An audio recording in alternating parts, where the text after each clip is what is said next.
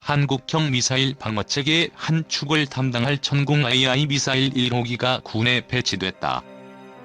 방위사업청은 국내 자체 기술로 개발한 대탄도탄 요격체계 천궁 AI가 최초로 군에 인도됐다고 26일 밝혔다. 천궁 AI는 북한의 탄도탄 발사 및 항공기 공격에 동시 대응하기 위해 국내 기술로 개발된 중거리, 중고도 지대공 요격체계이다. 20km 이하 고도에서 마하 5 이상의 미사일도 요격할 수 있도록 설계됐다. 2012년부터 국방과학연구소 주관으로 개발을 시작. 여러 차례 시험 발사에서 100% 명중률을 기록하며 2017년 6월 전투용 적합 판정을 받았다. 이후 2018년 양산에 본격 착수해 이번에 처음으로 포대를 군에 인도했다. 천궁 AI는 탄도탄 요격을 위해 교전 통제 기술과 다기능 레이더의 탄도탄 추적 기술이 적용됐고, 유도탄은 빠른 반응시간 확보를 위해 전방 날개 조종형 형상 설계 및 제어 기술, 연속 추력형 측추력 등 세계 최고 수준의 기술들이 적용됐다. 천궁 AI는 패트리언 미사일과 더불어 고도 30km 이하 하층 방어를 담당하게 된다. 방사청은 현재 군이 운용 중인 천궁 AI 대공 미사일과 발사대 혼합 운용이 가능하다면서 천궁 AI 배치를 통해 미사일 방어 능력이 크게 향상될 것으로 기대했다. 왕정홍 방위사업청장은 천궁 AI 1호기의 군 인도가 완료됨으로써 한국형 미사일 방어체계 구축과 전시작전 통제권, 조기 전환을 위한 한국군 핵심 군사능력 구비는 물론 방산 수출에도 기여할 것으로 기대한다라고 말했다. 2. 4차 중동전과 천마지대공 미사일의 등장공이. 지난번에 이어서 천마지대공 미사일을 탄생시킨 4차 중동전에 대해 분석해봅니다. 이스라엘 공군은 다양한 전술을 사용해 수에즈 운하를 따라 건설된 이집트 방공망을 공격했지만 그 어느 하나도 큰 효과를 발휘하지 못했습니다. 이스라엘은 급히 미국이 원조한 AGM-45, 쉬라이크 대레이더 미사일과 전자전 보드 등을 운용했지만 사실 큰 효과는 없었고 이스라엘 공군의 피해는 갈수록 커지고 있었습니다. 미국의 계획과 SR-71. 미국은 마하 3의 속도를 자랑하는 SR-71 정찰기를 파견해 이스라엘군의 상황을 파악하였고, 이스라엘군의 피해 수준에 놀라서 급히 대규모 군사 원조를 개시하였다. 흥미로운 사실은 이스라엘 방공부대는 갑자기 나타난 SR-71 정찰기에 놀라 미국제 호크 지대공 미사일을 발사하는 형태로 대응했지만 결국 요격에 실패했습니다. 각설하고 이스라엘 피해를 파악한 미국 대통령 명령에 따라 급히 미국 공군 소속의 F-4E 전폭기 40대와 미국 대군의 A-4 스카이호크 36대를 이스라엘 공군에 원조하였습니다. 이렇게 해서 손실된 F-4E 팬텀과 A-4 스카이호크의 숫자가 어느 정도 보충될 수 있었지만 이집트 방공망에 대한 제압 대책은 여전히 마련되지 못하였습니다. 이스라엘 육군의 활약. 이스라엘군 입장에서는 참으로 다행인 점은 이집트군이 자신들의 초기 전과에 만족하고 수에즈 운하 주변에 멈추어 섰다는 점입니다. 그 사이에 북부 시리아 전선의 경우 기습에 성공한 시리아군이 이스라엘 영토 깊숙이 전진하였지만 아랍군 고유의 약점인 유연하지 못한 전략으로 인해 모처럼 만들어진 기회를 살리지 못하였습니다. 즉, 너무 일이 잘 풀리자 겁을 먹고 그 자리에 멈추어 서버린 것입니다. 시리아와 요르단 전선. 그 사이 이스라엘은 총동원령을 실시해 모든 전력을 시리아 전선에 집중했으며 시리아군 자체도 이스라엘 영토 깊숙이 진격하는 바람에 구소련 지대공 미사일 방어망에서 벗어나는 결과가 나타났습니다. 그 결과 이스라엘군은 자신들의 특기인 전차전과 함께 3.5인치 바주카 포부터 시작해 M72, LAW 및 강력한 공군력까지 총동원해 시리아 전차들을 파괴할 수 있었습니다. 요르단 전선의 경우 요르단이 참전만 했을 뿐 본격적인 전투를 원치 않았으므로 서로 암묵적인 합의하에 가짜 전쟁을 반복하였습니다. 얼마나 웃기는 일이 발생했냐 하면 전쟁이란 원래 자신의 전과를 부풀리고 피해 사실을 축소하는 것이 기본입니다. 하지만 요르단군은 자신의 피해를 사실보다 엄청나게 부풀리면서 자신들이 열심히 공격하고 있다는 점을 언론에 홍보하기에 바빴습니다. 이스라엘군도 요르단이 전투에 본격적으로 참여할 생각이 없음을 눈치챘습니다.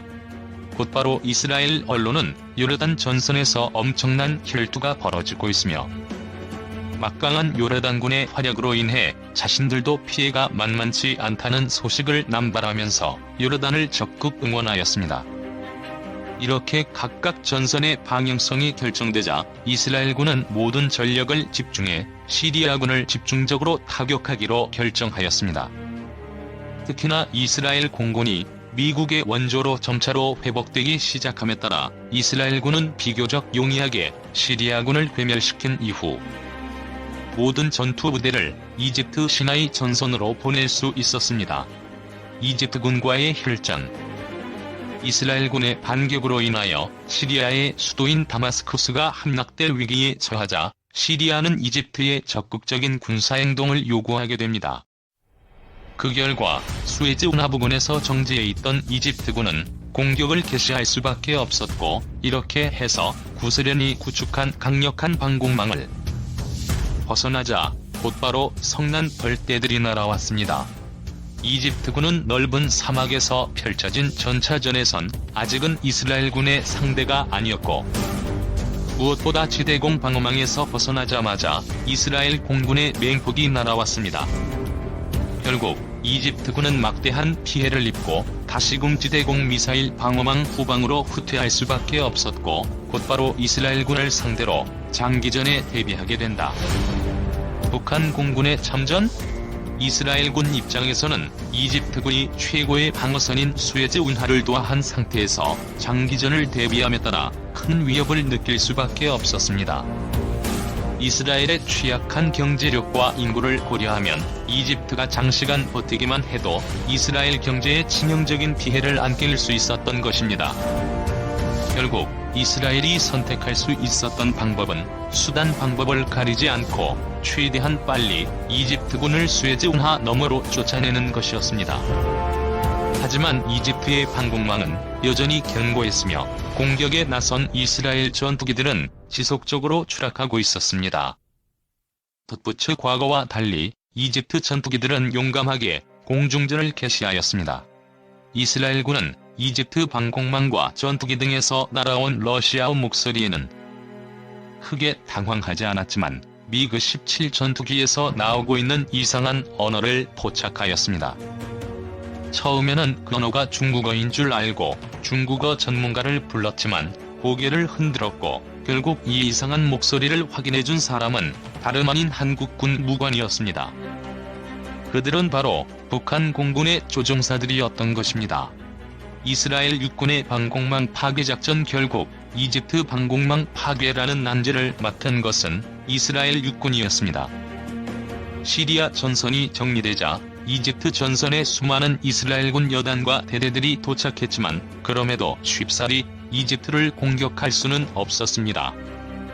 그나마 다행스러운 점은 이스라엘 고위 장교들 상당수가 2차 세계대전 당시 영국군이나 미군 소속으로 참전한 바 있었기에 RPG-7의 원조인 판저 파우스트에 대한 대처법은 어느 정도 파악하고 있었습니다.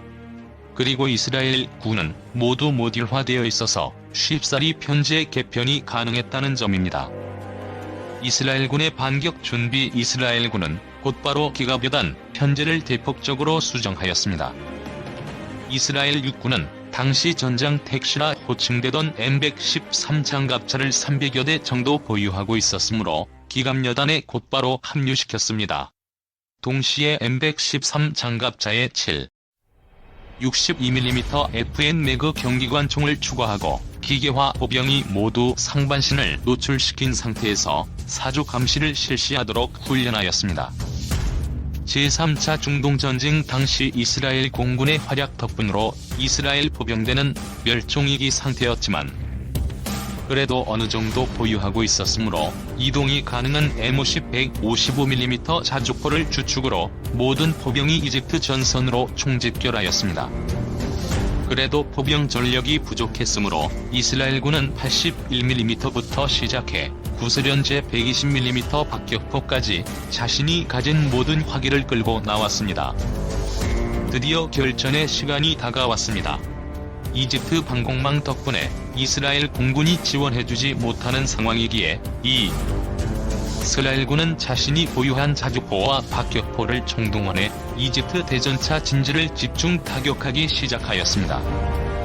이집트 대전차 보병들은 쏟아지는 포탄으로 인해 참호 밖으로 나설 수가 없었고, 특히나 수직에 가까운 각도로 탄착하는 박격포탄으로 인하여 피해가 속출하였습니다. 당시 이스라엘군이 창고에서 끄집어낸 무기 중에 가장 큰 활약을 보인 것이 바로 노획한 구소련제 120mm 박격포였습니다. 그렇기에 왜 구소련 기계화 부대의 아버지인 니콜라예비치 투하첵스키가 이동식 120mm 박격포를 기계화 부대에 배치했는지를 확실히 배우는 계기가 되었습니다. 이집트 방공망 붕괴에 쏟아지는 포탄으로 인해 이집트군이 정신을 못 차리고 있는 틈을 노려 과감히 상반신을 노출한 전차장이 지휘하는 이스라엘 전차들이 진격해 들어갔습니다.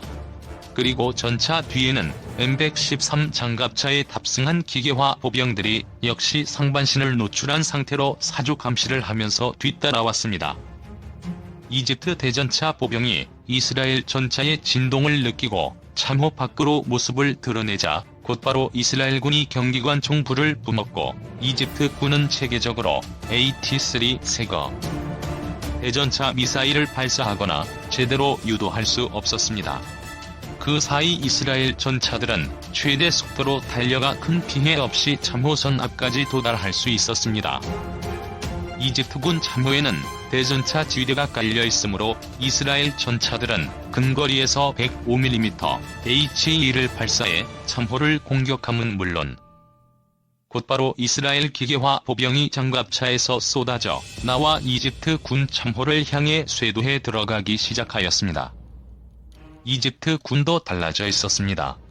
그들은 과거 3차 중동전과 달리 도망치지 않았고, 소화기 사격에다 육탄전까지 벌어지는 상황에서 양군 보병들이 가장 선호한 무기는 바로 AK-47 돌격 소총이었습니다. 그들 모두가 왜 나치 독일군이나 러시아 친구들이 서서 연발 사격이 가능한 돌격 소총을 개발했는지를 이때 확실하게 이해할 수 있었습니다. 이렇게 해서 이집트 방어망에 구멍이 뚫렸고 곧바로 이스라엘군의 수에즈도하 작전이 개시되었습니다. 그 결과 수에즈 운하를 따라 배치된 이집트군 다층 방공망을 향해 전차 포탄이 날아왔고, 지대공 미사일은 결코 전차의 상대가 될 수 없음이 확인되었습니다. 결국 구소련이 자랑하는 다층 방공망을 파괴한 것은 다름 아닌 이스라엘 육군이었고, 이것은 향후 서방은 물론 한국군 편제에 막대한 영향을 미쳤습니다. 이스라엘군과 한국군 대개편 제4차 중동전이 끝난 직후 이스라엘군은 자국 기갑여단의 공군력을 대신할 M109 자주포와 120mm 박격포 탑재 장갑차를 표준 편제로 대량 배치하였습니다. 그리고 이스라엘은 아랍군 대전차 무기에 대비해 무려 4,000대나 되는 M113 장갑차를 도입함과 동시에 근접 전투를 수행할 수 있도록 M16A1 소총을 도입하였습니다. 4차 중동전이 끝나자 가장 먼저 달려온 것은 미군 군사 전문가들이었고여서 서유럽의 군사 전문가들이 이스라엘에 도착해 전투 경험을 공유하였습니다. 그리고 먼 동방의 한국이란 국가에서 파견한 무관들도 이스라엘을 방문하게 됩니다. 한국군의 대개편 한국 육군 기계화 부대는 이스라엘 전운을 받아들여 1980년대부터 K200 장갑차부터 시작해 K55 자주포와 K242 박격포와 K281 장갑차를 배치하였습니다. 당연히 이들의 1차 임무는 매복한 북한군의 대전차 보병을 타격하는 것이었습니다. 미국은 아예 기존의 4.2인치 박격포를 이스라엘 솔 탐사가 개발한 120mm 박격포를 채용해 M120이란 제식명으로 대체하였고, 그 덕분에 발생한 막대한 4.2인치 박격포와 포탄은 한국에게 넘겨졌습니다. 현재 한국 육군마저도 노후화된 4.2인치 박격포를 S&T가 개발한 한국형 120mm 박격포로 대체하고 있습니다. 천마지대공 미사일의 탄생. 천마지대공 분석에 앞서 4차 중동전 상황을 장황하게 설명한 이유를 눈치챈 독자도 많을 것입니다. 바로 천마와 같은 야전형 지대공 미사일이 4차 중동전의 교훈을 그대로 반영해 개발되고 확산된 모델이기 때문입니다. 4차 중동전 결과 다음과 같은 교훈이 도출되었습니다.